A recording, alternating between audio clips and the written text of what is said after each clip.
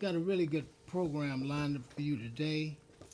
I have a good friend of mine in the studio here. Two good friends of mine in the studio. All Thank you. right. Thank Uh, Sala, Yes. thank you so much for coming on the program. Thank you so much. You're welcome. You know, and Mrs. you. Vanessa. Right, okay, Miss Vanessa, Queen Vanessa. Right. Thank you. So, folks, we're gonna talk about sad situation here. What happened to Sala's son and what's happening now. Sala, you want to briefly tell us a little about what happened? Well, as we know, on January the 9th, 2015, there was a quadruple homicide in Hayes Valley. Four young men were murdered. They were assassinated on a Friday evening at 10 p.m. And out of the four was my only son, Yalani Chinyamarinde, 19 years of age. This is his picture here, right here. And he was a Hebrew young man. He was working at Benahana's Japanese restaurant, and he was on his half an hour lunch break. And I received a phone call from him telling me that he was getting ready to cash his check because they got paid every other Friday. And he proceeded to walk to Geary and Fillmore, and the check cashing place was closed. He had his colleague there with him to testify to what happened. And I was told that he wanted to surprise me. And so he proceeded to Charlie's Market over on Fillmore and McAllister, and he only had 15 minutes to get back to work because John, his boss, had told him he was doing so well, but by living in Bayview, he just wanted him to be on time. So he asked for a ride from his Hebrew brother, and it was two other young men also, so it was a total of three. And he got into the car, and they didn't tell him any details about what was going on. He just wanted to get back to work, and then 15 minutes later, they was all assassinated. Man. So, So, from that point, lots of things have been happening. I recently attended an event where you gave for mothers who had lost their child due to violence. Tell us why you did that. you know, in my grieving process of about 10 months, I was in a state of shock of the change that happens in your mind and in your soul. You're never the same. And it's such a excruciating pain that is so unbearable that even morphine, which I don't take morphine, but it was so painful, not even morphine Mm. can really take this pain away because you live with it every moment of the day and night. You sleep it, you wake up to it, you walk it, you talk it. And I saw so many mothers suffering and they had not risen. They didn't have the power of the voice to speak because they were And totally so imbibulated. I was in a state of shock that this city had not acknowledged them because I learned how the structure works, what happens, every move, who comes to the house, who supports you. And even though I had my Hebrew support without a doubt, and you have people visit for the first 2 weeks, but after that, they're gone to the next homicide. So you're left to deal with it on your own, whatever way. And they constantly want to keep you in therapy. They want to introduce you to medication, and I refused all that. I said I don't want to be on anyone's Prozac. I don't want to be numbed up.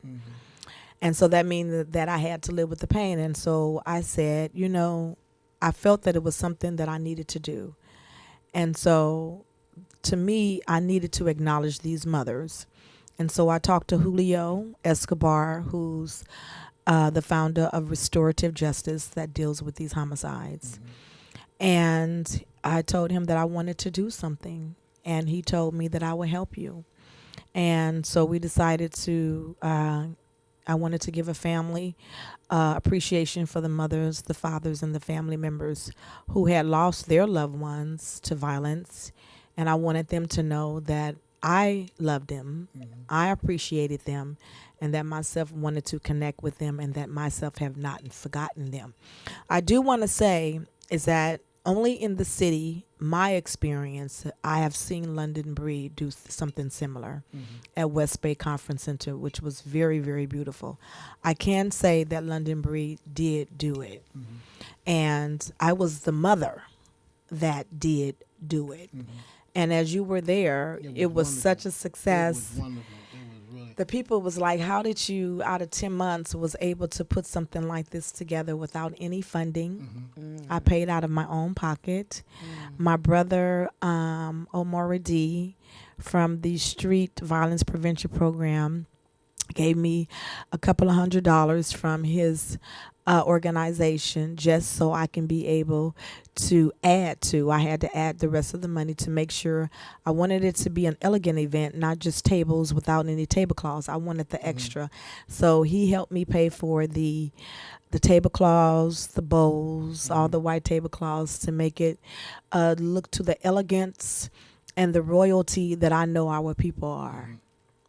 And a lot of the mothers, they told me they really thanked you for it. They really took a lot of, it just made them feel so good that someone else was caring and About them and recognizing. and recognizing them. So we have a video we're going to show, and stay tuned, folks. Let me show this.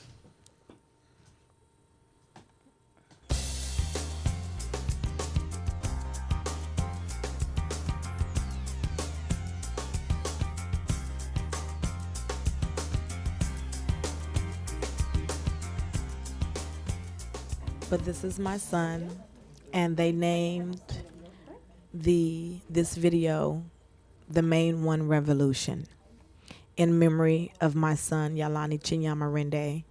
And here, 18 weeks before he was murdered, he was being mentored by the former Mayor Willie Brown.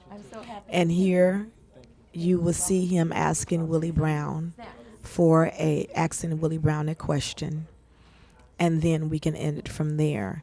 And the reason, there he is. I went to your middle school, the Willie O. Brown Jr. Preparatory Academy Dream School. Yalani, my question was, well, there's a study that says that the people that go to college and look for a future in making other people happy are more successful than people who go to college for financial benefits. What made you choose a more enlightened path for your future than to search for a financial benefit in life? Well, I don't think I ever really had any great interest in money. I still don't. I spend a lot of money because I love things. But that was never my quest. And I don't think ultimately it'll be anybody else's. Only very few people just are at acquiring skills, ability, and credentials for money. And usually people who are in that category, their values are so shallow that they eventually cross the line of appropriateness in terms of conduct, and they end up in a disastrous situation involving the pursuit of money. You cannot just pursue wealth. You're guaranteed, in my opinion, to end up on the scrap heap of humankind. That's where you go, and that's how you do, period. So you ask what made me? I suspect it was my mother, my grandmother, the school that I attended, the church that I attended, the neighborhood that I lived in, the Boy Scout troops that I was in, or all of the organizations that I was a part of, I don't remember anybody ever saying the measure of who you are and what you're about is how much you have. Okay, you can cut it off now. That's him. Wait, that's him. That's my son. I have a just for business purposes. He wasn't into the Explore Talent. He had his own business cards. He was a young businessman. He was not a gangster. That was him. And then you can turn it off now. I just wanted you to see that part, that when they were first murdered, the media was so quick to say that all this was gang related and try to connect my son to gang activity, and that was the untruth. My son was on his half an hour lunch break, and the detective called me and said that he was on his half an hour lunch break. After their investigation, he was trying to cash his check. The only thing he had on him was his uniform, his backpack, and a cell phone. And so, no guns, no activities. They said he did not have a record. And the reason that it took so long for them to contact me is because how they had to find out who he was, because he didn't have a criminal record, was they had to find out through by way of his DMV and his thumbprint. So you form an organization called EMP. EMP. Would you explain what that? Yes, well, the people had, I was told by one of the detectives, he said, you should start a foundation in memory of your son. And so I had the network website, media, who was very devastated, and they named my son Foundation In Yalani We Trust. And the reason they named it in Yalani We Trust, because they felt that through his death that justice was going to be served. They felt that he had the characteristics, the way he lived on earth, that they finally felt that justice would be served, and they were correct. And so I did not, in the almost the year of my grieving, trying to grieve, but steady fighting and protesting at City Hall twice a week, getting the reward money for the young men, $250,000 if the homicides have not been solved in 1 year. It was me and a few mothers that was protesting at City Hall in London Breed. That didn't come across. That didn't come right away. You had to fight for that. I had to fight for it. Supervisor Breed, I remember, she had a little something to do with having it passed. So can you explain how that happened? Well, it happened because she was really bothered that she saw how we grieving mothers was outside of City Hall fighting twice a week. And it bothered her. And so what I did, I came into the Board of Supervisors and I made a statement. And I told them, I said, the responsibility is not just Malia Corns and London Breed. I said, all of you supervisors should be involved in this because this is a city issue.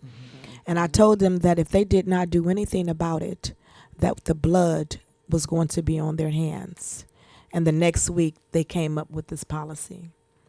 And London Breed said that it was hurting her that she had to see grieving mothers who needed to be at home healing out there fighting.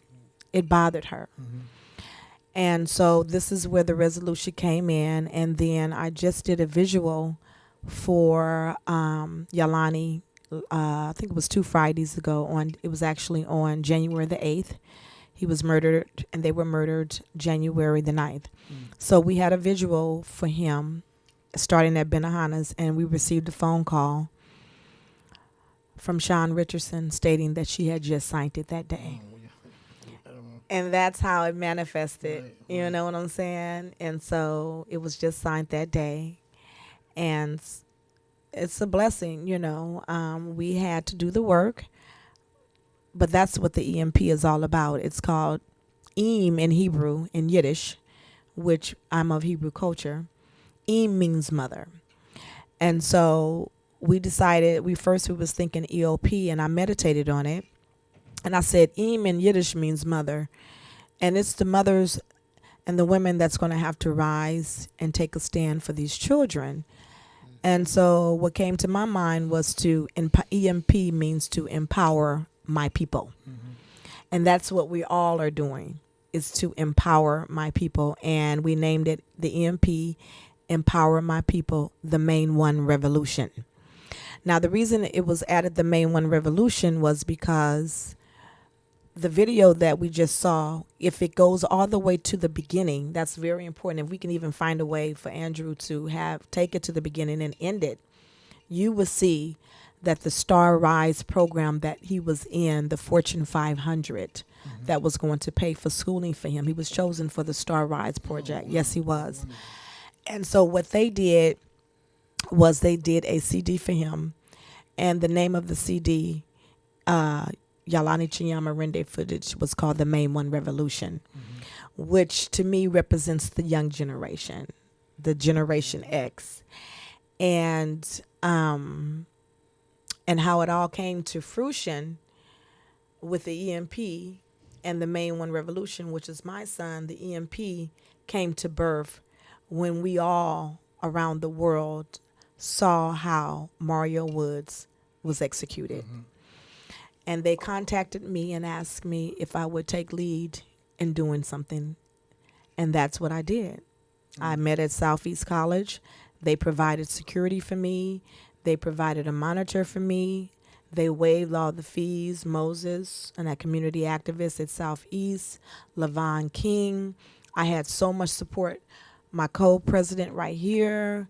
The people came, Ranisha from the 3%. I mean, young people that were about it. And it was a very private meeting. I chose those who I knew was about action and not about talk, who was ready to take a stand and fight for our children. And so EMP, Empowering My People, the Main One Revolution, gave birth from my son and from Mario Woods. Now, the power of that is that the action that we have taken place, when my son and the 3 boys were murdered, a name came into existence. It was called the Black and Brown Alliance. Have you heard of them? The Black and Brown Alliance is the African Americans and the Latinos. But they had not reached that climax of really working together. They didn't get it together, but it was named after the 4. I call it the San Francisco 4 quadruple homicide. So they're known as the San Francisco 4 quadruple homicide in San Francisco. So when Mario Woods was assassinated, brown and black, black and brown, it was on. And that's when all of us came together and actually started making change. And we just set it off, Well, tell us about set the it off. organization. Can anybody, how if somebody's interested in getting involved in an organization, you might have a mother out there who's, going through a loss, and how would they contact you? 415-287-7481. That's once again 415-287-7481. And that's the One Life Walk line. And the One Life Walk line VP or VM voicemail is what I founded in 2008 when a young man was murdered at Sala. And my daughter cried a cry on my bosom, and I told her from that day forward that I would do something about these killings. And so I created a walkathon similar to the AIDS Walk. I talked to Christopher, who's the founder of the AIDS Walk, and I came up with the One Life Walk to raise money for these young people and to bring awareness to these homicides. So this was always my passion, but it wasn't received because I was told that I had never lost a child. Holy cow. Well, time is really running. We got about 2 more minutes. So you have anything up and coming events that you want to Well, promote? everyone just stay aware. You know that we do Harriet Tubman, the Underground Oh, Railroad. that was wonderful, folks. So Let me we, say something. Go say. I got during the event she gave recently.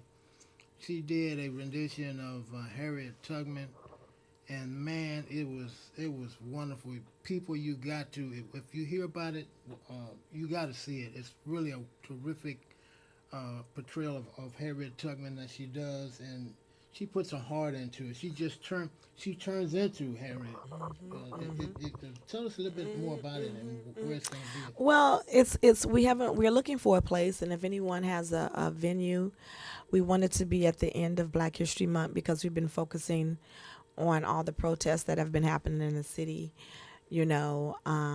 Shutting down the going to Chief Sir's house at 4 a.m. in the morning and laying the fake bodies down and having the yellow tape around his house and speaking to him and playing music and playing Martin Luther King speeches and just giving this type of energy to let him know that it's time for the city to take responsibilities for these homicides and for those officers that murdered Mario Woods. Okay. So with that said, is that now that's our project, and I'm asking the community if you have an avenue, call me at the 415-287-7481. Thank you, and thank you so much, folks, for tuning in. Bye.